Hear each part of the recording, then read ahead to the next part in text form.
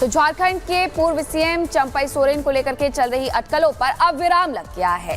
30 अगस्त को वो भारतीय जनता पार्टी में शामिल होने वाले हैं, जिसके बारे में जानकारी खुद असम के सीएम हिमंता बिस्वा शर्मा के द्वारा दी गई है। क्या कहा है उन्होंने, इस रिपोर्ट में देखिए।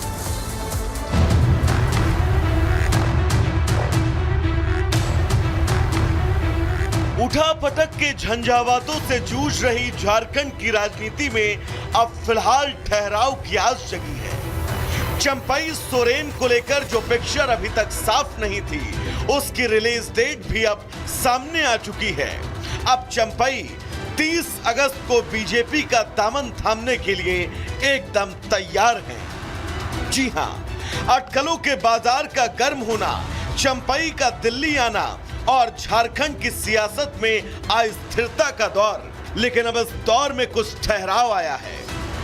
इससे पहले जब चंपई सोरेन दिल्ली पहुंचे थे तो उनके बागी तेवर को देखकर कोई भी भाग सकता था कि ये किसी नए राजनीतिक मोड़ की तैयारी है, लेकिन तब चंपई कुछ खास नहीं बोले थे।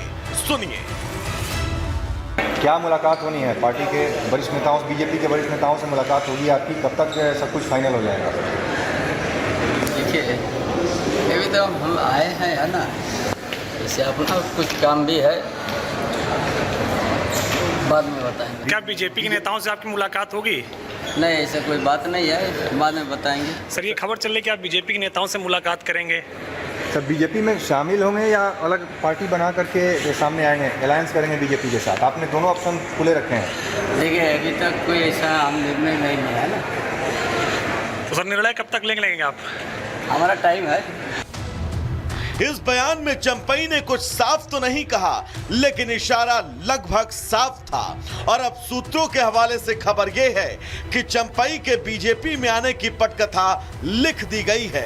अमित शाह से मुलाकात हो चुकी है और अब अपनी कर्मभूमि रांची में पहुंचकर बीजेपी का दामन थाम लेंगे।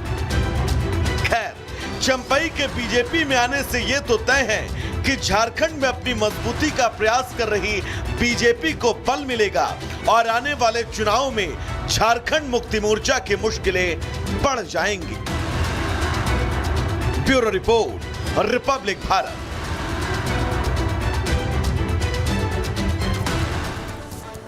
जेएनयू में लगातार घमासान चल रहा था कि जातिगत जनगणना करवाई जाए और 15 दिनों से स्टूडेंट्स बैठे हुए थे प्रदर्शन करने के लिए, भूख हड़ताल पर अपनी मांगों को लेकर के।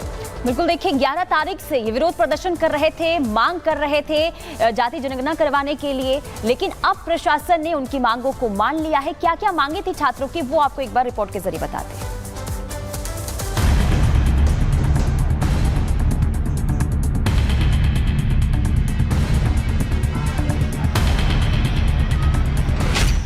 छात्रों के आगे झुका प्रशासन। जेएनयू में होगी जाति जनगणना, लौटेगा पुराना प्रवेश परीक्षा सिस्टम।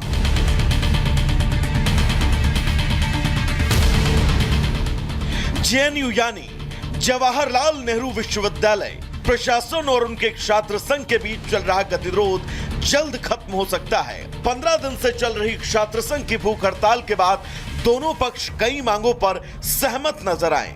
जो जेएनयू प्रशासन और छात्र संघ की तरफ से स्टेटमेंट जारी किया गया है, उसमें साफ है कि जेएनयू प्रशासन छात्रों की 12 प्रमुख मांगों में से 6 मांग को स्वीकार करने पर सहमत है। कॉलेज प्रशासन ने जो मांगे मानी हैं, उनमें परिसर में जातिगत आधारित जनगणना कराने, छात्रों के प्रवेश के लिए जेएनयू प्रवेश परीक्षा की पुरानी व्यवस्था को बहाल करने, छात्रवृत्ति की राशि में वृद्धि करने और प्रवेश के दौरान मौखिक परीक्षा को दिए गए वेटेज में कमी के साथ ही फंड बढ़ाने के लिए यूजीसी को पत्र लिखा गया है। जेएनयू छात्र संघ से आंशिक जीत मानकर चल रहा है। आपको बता दें कि कॉलेज में भूख हड़ताल 11 अगस्त को शुरू हुई थी और जाति जनगणना को लेकर छात्र 2 गुटों में बटे नजर आए थे। हालांकि छात्र संघ ने अपना विरोध जारी रखा, वो मांगों पर लिखित सहमति की मांग करते नजर आए। Bureau report, Republic Bharat.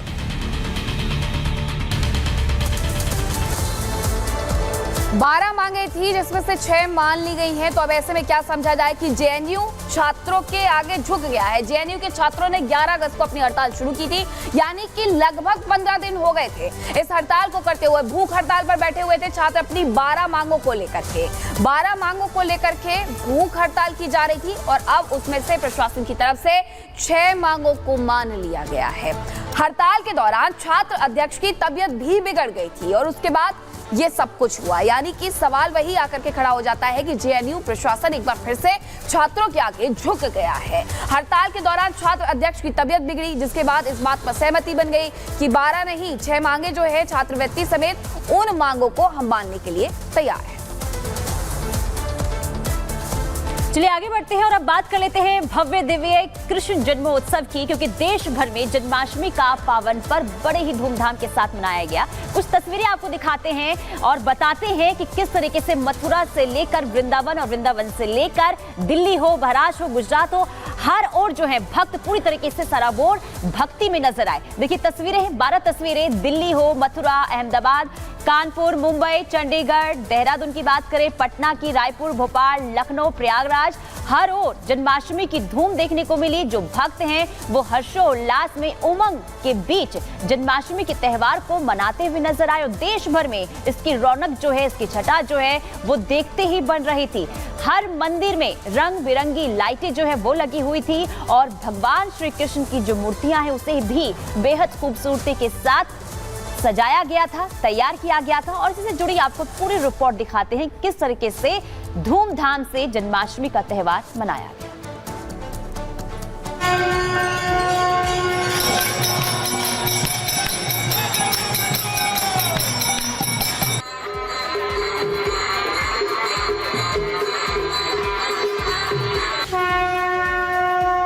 देश भर में जन्माष्टमी का पावन पर्व धूमधाम से मनाया गया। मथुरा, वृंदावन और द्वारका में जन्माष्टमी की खास रौनक रही। हर शहर में, हर कस्बे में जहां जहां मंदिर हैं, वहां भगवान कृष्ण के भक्तों की भारी भीड़ उमड़ी। यूपी सीएम योगी आदित्यनाथ ने मथुरा में श्री कृष्ण जन्मस्थान के दर्शन किए, वृंदावन के बांके बिहारी मंदिर में ठाकुर जी की पूजा अर्चना की। जन्माष्टमी की सबसे ज्यादा रौनक भगवान श्री कृष्ण की नगरी मथुरा में नजर आई। मथुरा में देश भर से लाखों श्रद्धालु कन्हैया के दर्शन के लिए उमड़े। कृष्ण जन्मभूमि पर कन्हैया के दर्शन के लिए लोगों का तांता लगा रहा। प्रेम से घोड़ा पाल की जय, कन्हैया लाल की, हाथी घोड़ा पाल की जय, कन्हैया लाल की। कैसा लग रहा है दर्शन करके राधे राधे? बहुत अच्छा लग रहा है जी। जन्माष्टमी के हरियाणा पुलिस से पता चल गया। योगी मोदी जिंदाबाद। जयकारा। हाथी घोड़ा पाल की जय, कन्हैया लाल की। जय कन्हैया लाल की। हाथी घोड़ा पाल की जय कन्हैया लाल की। हाथी घोड़ा पाल की। कैसा लगा यहाँ पे? बिहार से बहुत अच्छा लगा। हम हर साल जन्म सार्थक हो गया, जीवन सफल हो गया। जीवन सफल हो गया, जन्म भी सार्थक हो गया। जो जन्म लिए इस भारत भूमि पर जन्म सार्थक हो गया। कृष्ण गोविंद हरे मुरारी, हे नाथ नारायण वासुदेव। दादा रानी की, सभी देवताओं की, मेरे कान्हा की। मथुरा पहुंचे श्रद्धालु तो भक्ति के रंग में इतने रंग गए कि उन्हें कान्हा के अलावा कुछ भी नहीं दिखाई दिया। कान्हा की भक्ति में लीन नजर आए। हाथी घोड़ा पाल की। लाला की सोने के में आई, यशोदा मैया दे दो बधाई। लहंगा भी लूंगी मैं, चुनरी भी लूंगी, लहंगा भी लूंगी मैं, चुनरी भी लूंगी। चोली की दे दो सिलाई, यशोदा मैया दे दो बधाई। लाला की सुन के में आई, यशोदा मैया दे दो बधाई। पायल भी लूंगी मैं, बिछुआ भी लूंगी, पायल भी लूंगी मैं, बिछुआ भी लूंगी।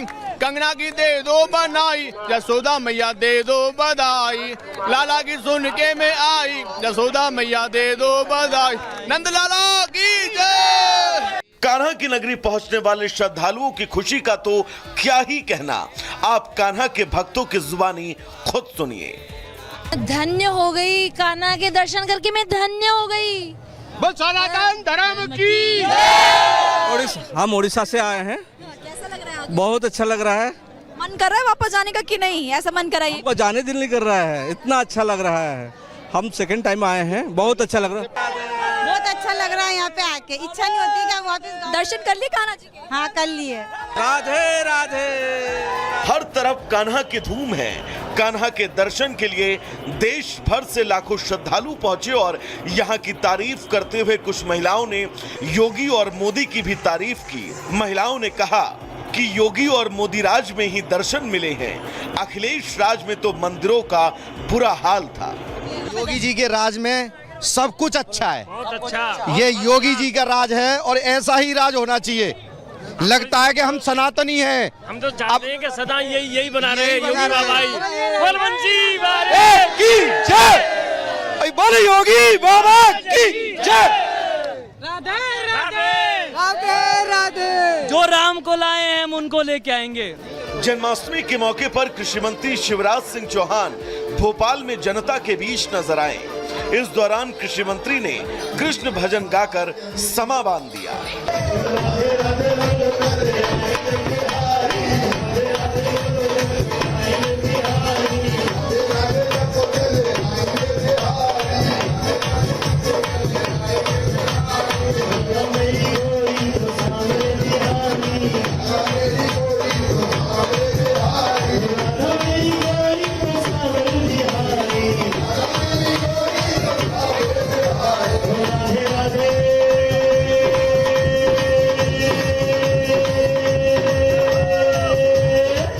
जन्माष्टमी के मौके पर सीएम योगी आदित्यनाथ गोरखनाथ मंदिर में आयोजित कार्यक्रम में शामिल हुए। इस दौरान एक बच्चे ने सीएम योगी के सामने कृष्ण भजन सुनाया।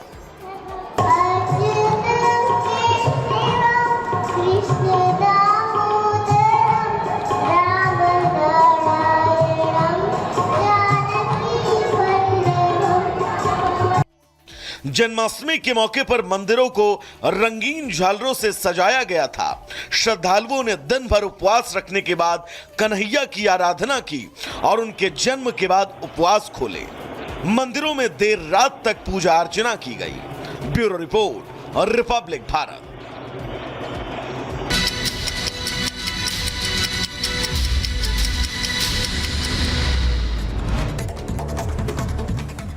इजरायली सेना का ताबड़तोड़ हवाई हमला जारी। फिलिस्तीन आतंकवादी समूहों के गढ़ नूर शम्स में हवाई हमला किया गया। हमले में 3 आतंकियों के मारे जाने की खबर मिल रही है।